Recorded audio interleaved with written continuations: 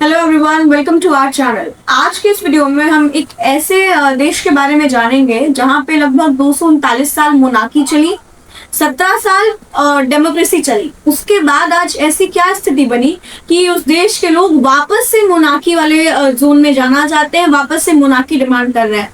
I hope आप सब समझ रहे हैं। हम बात कर रहे हैं नेपाल की।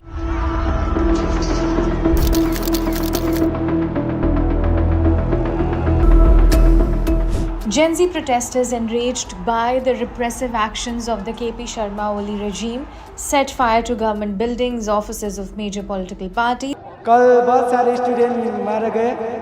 नेपाल में आज जो स्थिति बनी हुई है वो शायद जो वहां से दूर रह रहे लोग हैं, क्योंकि हमारा तो वी बीइंग इंडियंस हमारा नेबरिंग कंट्री है। हम लगभग 5 ऐसे राज्य हैं हमारे जो बॉर्डर शेयर करते हैं नेपाल से, उत्तराखंड, उत्तर प्रदेश, बिहार, ये सबको मिलाते हुए।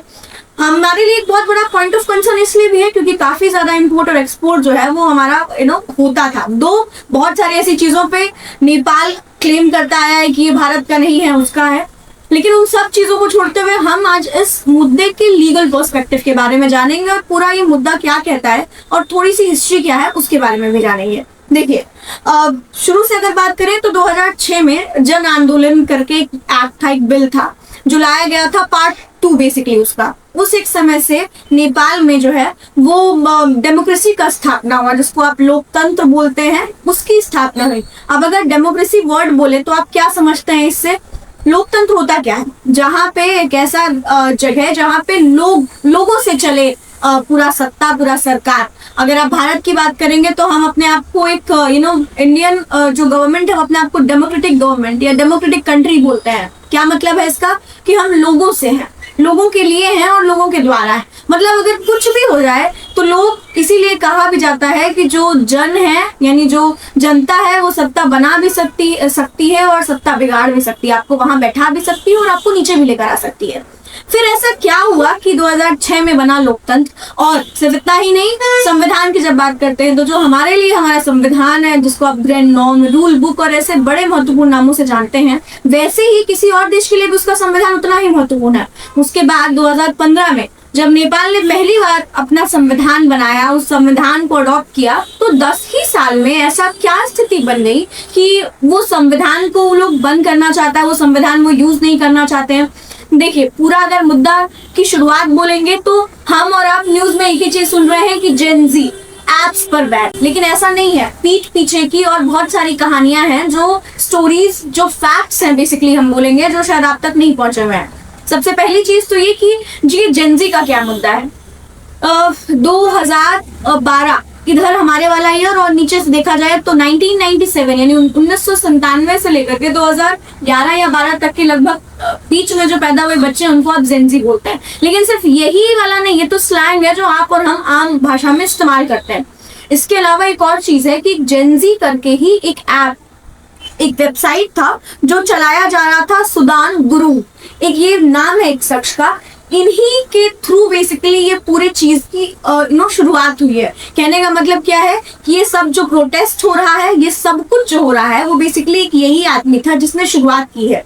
एक और इसका तथ्य ये भी है कि चूंकि देखिए नेपाल में जो पॉपुलेशन है तो वहां रह रहे पॉपुलेशन में 40% से ऊपर की जो आबादी है वो 30 साल से कम की है, यानी युवा ज्यादा है वहां पे। और अगर आप एम्प्लॉयमेंट यानी रोजगार का सिस्टम देखिएगा तो काफी खराब है। आप देखिए दिल्ली में देखिए, आप बिहार में देखिए, आप यूपी में देखिए, बहुत सारे नेपाली होते हैं जो आते हैं और यहाँ छोटे छोटे रोजगार, मोमोज का ठेला और बहुत कुछ छोटी छोटी चीजें लगाते हैं। क्यों? बहुत बड़ा कारण है इसका, वहां पे उनको प्रॉपर अमाउंट में एम्प्लॉयमेंट नहीं मिल पाना। और ये गलती कहाँ है, किसकी है ये गलती? तो ये गलती है सरकार की। अब अपने आप को डेमोक्रेसी और डेमोक्रेटिक नेशन तो बोलते हैं, लेकिन सबसे बड़ी जो एक चीज है जो डेमोक्रेसी में होती है वो होती है ट्रांसपेरेंसी, वो होती है अकाउंटेबिलिटी, जिसके लैक की वजह से आज पीएम ओली को अपने पद से इस्तीफा देना पड़ा। जो वित्त मंत्री है यानी जो फाइनेंस मिनिस्टर है, जो होम मिनिस्टर है, उनको लोगों ने रास्ते पर उनके ऊपर ऐसी चीजों का मतलब इस्तेमाल किया, हाथापाई की। तो ऐसा क्यों हुआ? एक्स प्राइम मिनिस्टर वहां के जो रहे हैं उनके साथ हाथापाई की गई। तो आखिर कुछ तो सरकार ने ऐसा किया होगा जिसका प्रोटेस्ट इतना ज्यादा होकर के हुआ। तो देखिए 4 पॉइंट्स में इनको समझेंगे। सिर्फ ये जेंसी वाला पॉइंट यहाँ पे नहीं है, ये तो एक इम्पोर्टेंट पॉइंट ये है ही कि इनिशियली जो गवर्नमेंट थी उस गवर्नमेंट ने 4 सितंबर 2025 को लगभग 26 ऐप्स में बैन लगा दिया। ये 26 ऐप्स कौन से थे? व्हाट्सएप, ट्विटर, आपका फेसबुक, मैसेंजर, इन सारे ऐप्स में बैन लगा दिया। अब बच्चे हैं और बच्चे ये सिर्फ इसको सोशल मीडिया के तौर पर नहीं इस्तेमाल कर रहे थे, जैसे मैंने सबसे पहला पॉइंट कोट किया कि वहां पे रोजगार की कमी है, तो ये फ्रीलांसिंग और अन्य ऐसी गतिविधियों के साथ कहीं ना कहीं उनके लिए ये आय का भी, इनकम का भी सोर्स थे ये एप्स। तो ये जब एप्स बन हुए तो वो जो यूथ है वो कहीं ना कहीं परेशान हुआ कि वैसे भी अगर हमको नौकरी नहीं मिल रही है और जहां से हम फ्रीलांसिंग या ऑनलाइन वर्क करके अगर थोड़ा बहुत काम कमा रहे हैं वो भी गवर्नमेंट के इस चक्कर में खत्म हो चुका है। गवर्नमेंट की एक बात थी, जो कंडीशन थी कि वो चाह रही थी कि जो भी ऐप है, वेदर इट्स फेसबुक, मैसेंजर और व्हाट्सएप, वो चाहती थी 100% उनका डेटा जो है वो शेयर किया जाए गवर्नमेंट ऑफ नेपाल से।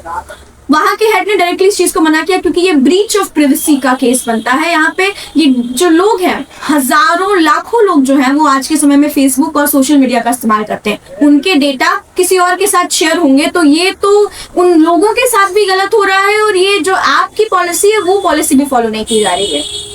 तो दूसरा क्या, एक तो ये पॉइंट हो गया। दूसरा पॉइंट है करप्शन। करप्शन अपने आप में बहुत बड़ा शब्द है और इसके अंदर बड़ी सारी चीजें आती हैं। हम कुछ पॉइंटर्स में इसको समझते हैं। सबसे पहला refugee scam. Refugee scam Bangladesh, Bhutan और बहुत सारे अन्य ऐसे देशों से जो रिफ्यूजीज आते थे उनकी मदद के नाम पर जो पैसा लिया जाता था वो पैसा बेसिकली सरकार लेती थी।